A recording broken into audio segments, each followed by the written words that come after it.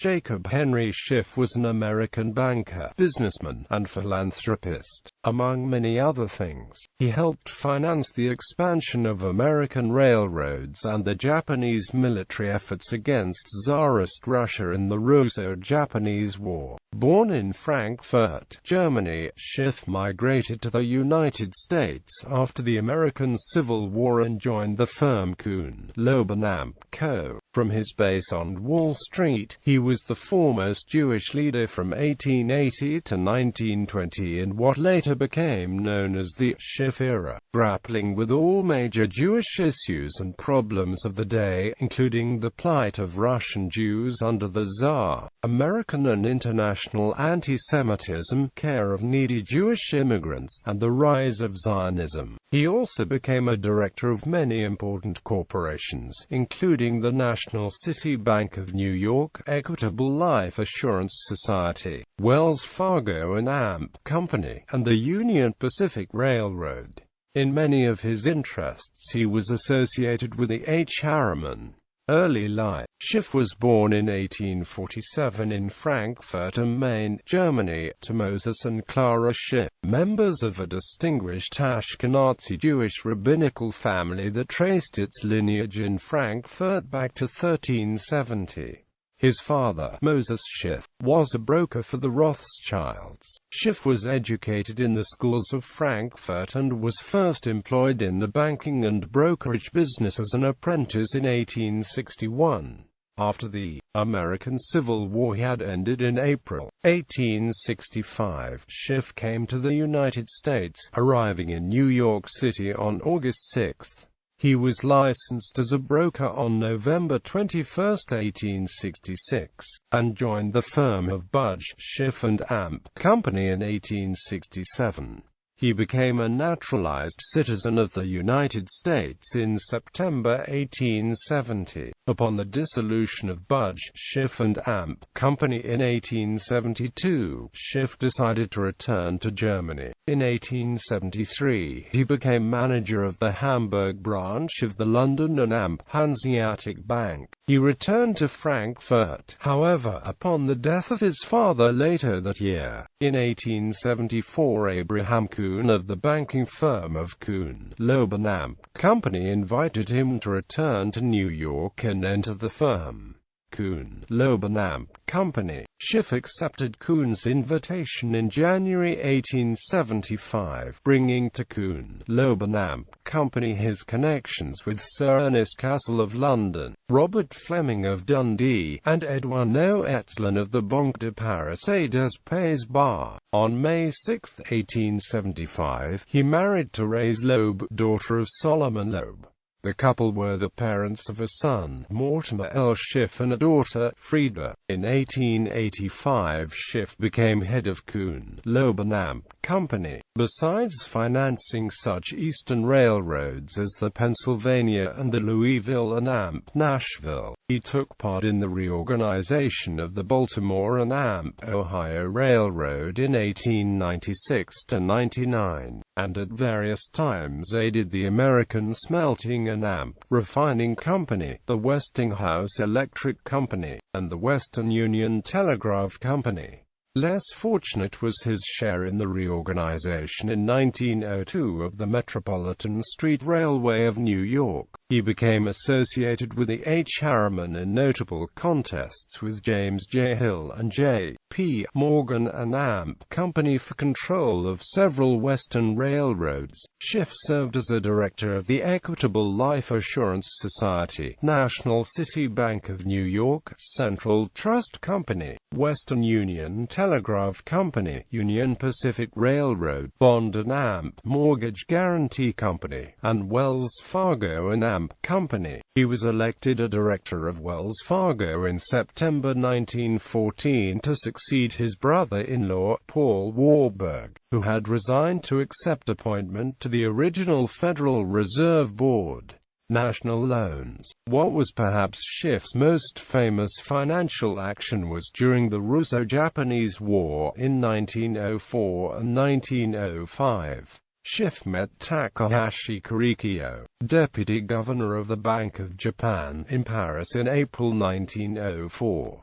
He subsequently extended loans to the Empire of Japan in the amount of $200 million through Kuhn, Loeb and Co. These loans were the first major flotation of Japanese bonds on Wall Street, and provided approximately half the funds needed for Japan's war effort. Schiff made this loan partly because he believed the gold was not as important as national effort and desire in winning a war, and due to the apparent underdog status of Japan at the time. No European nation had yet been defeated by a non-European nation in a modern, full-scale war. It is quite likely Schiff also saw this loan as a means of answering, on behalf of the Jewish people, the anti-Semitic actions of the Russian Empire, specifically the then recent Kishinev pogrom. This loan attracted worldwide attention and had major consequences. Japan won the war, thanks in large part to the purchase of munitions made possible by Schiff's loan. Some of the Japanese leadership saw this as evidence of the power of Jews all around the world, raised the issue of Jewish loyalties in the diaspora and as proof of the truth of the protocols of the Elders of Zion. In 1905, Japan awarded Schiff the Order of the Sacred Treasure, and in 1907, the Order of the Rising Sun, Gold and Silver Star, the second highest of the 8 classes of that order. Schiff was the first foreigner to receive the order in person from Emperor Meiji in the Imperial Palace. Schiff also had a private audience with King Edward VII of the United Kingdom in 1904. In addition to his famous loan to Japan, Schiff financed loans to many other nations, including those that would come to comprise the Central Powers.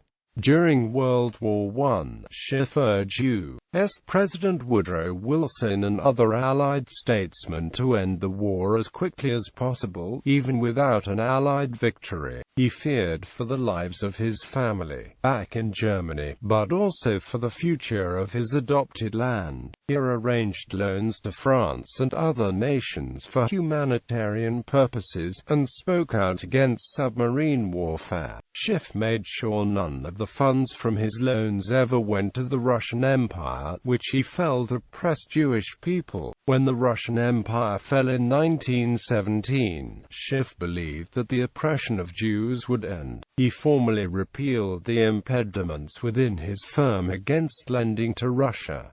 Charitable Endeavors. Schiff always felt strongly about his connection to the Jewish people and demonstrated this through his philanthropy. He supported relief efforts for the victims of pogroms in Russia and helped establish and develop Hebrew Union College, the Jewish Theological Seminary, the Jewish Division in the New York Public Library, and the American Jewish Committee. Schiff grew to be one of American Jewry's top philanthropists and leaders, donating to nearly every major Jewish cause. New York examples being the Montefiore Home for Chronic Invalids, of which he was president, the Young Men's Hebrew Association building, and the Jewish Theological Seminary.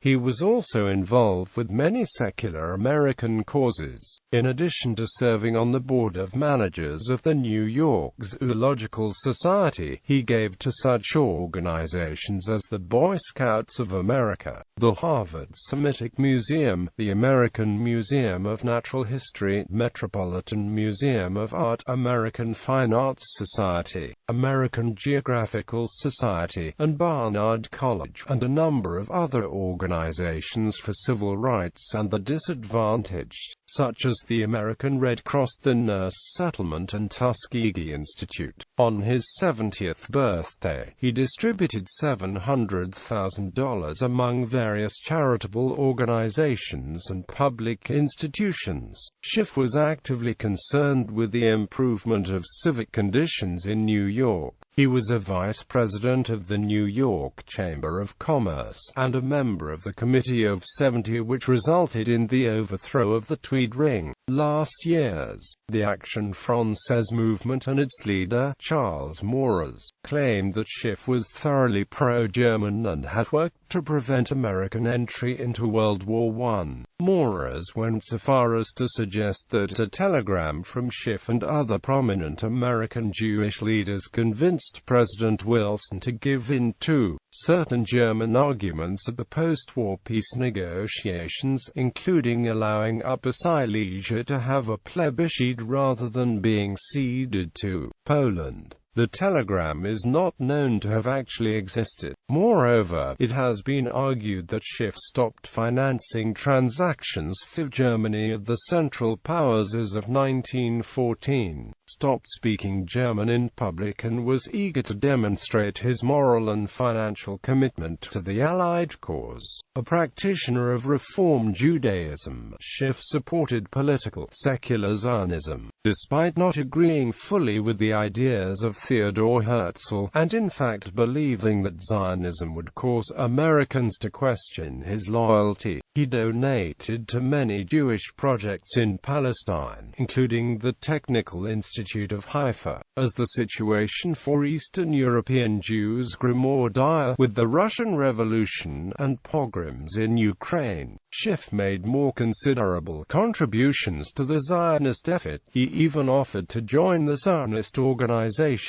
provided he could publish a statement it prepared. This offer was denied, and so he never formally joined the Zionist camp. Historian George F. Kennan noted that Schiff helped finance revolutionary propaganda during the Russo-Japanese War and Revolution of 1905. The Jewish Communal Register of New York City stated that Mr. Schiff has always used his wealth and his influence in the best interests of his people. He financed the enemies of autocratic Russia and used his financial influence to keep Russia from the money markets of the United States. Schiff died in New York City on September 25, 1920. His estate was estimated at about $50 million.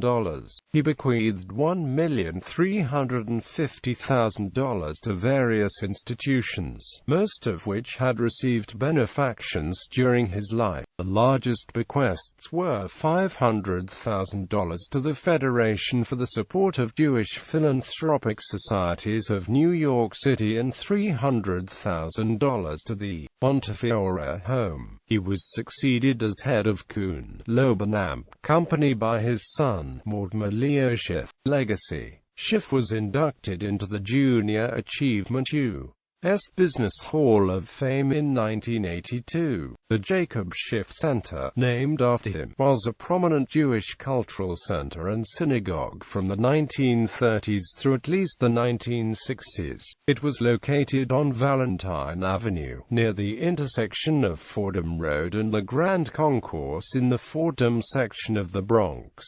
Family. Wife, Therese. Children, Mortimer Schiff, Frieda Wahlberg, and Eakute. Father, Moses Schiff. Mother, Clara Schiff and Eakute Hofheim. Granddaughter, Dorothy Schiff. Grandson, John M. Schiff. Schiff's descendant Andrew Newman Schiff was married to former Vice President Al Gore's daughter, Dorena.